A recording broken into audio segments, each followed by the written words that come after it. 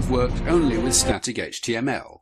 This can only display exactly what's written in it. It can't react at all to the user's input, for instance by displaying the results of a particular search or perhaps settings specific to a user's account. To do this, we need to set up your computer to act as a web server. Now, whilst we could use a remote web host to host our databases and do all this work online, what we're doing is purely experimental and of no interest to anyone else. We wouldn't really want it to be publicly accessible, so it's much better to do all the work for this project privately on your own computer. As it stands, your computer can't do this. You have to download and configure a bundle of software called XAMPP. XAMPP is an acronym. The X stands for cross, as in cross-platform, meaning that it runs on a variety of operating systems: Windows, Linux, Mac OS and Solaris.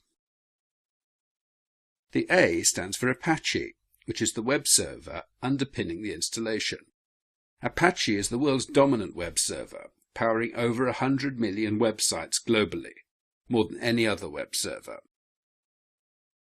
The M stands for MySQL.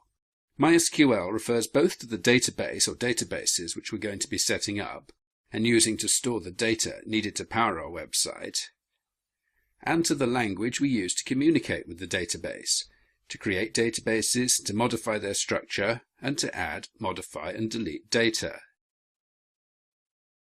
The first of the two P's stands for PHP.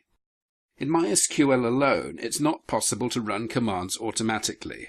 Every time we want to run a command, we have to type it in anew.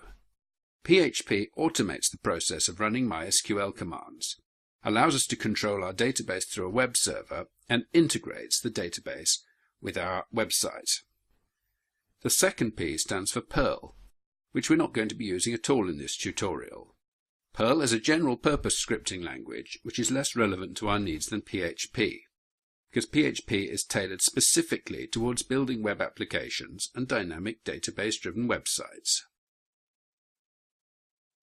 We're going to download XAMPP from its website, apachefriends.org. We need to do a little bit of customization. We need to change the time zone so that it matches your location.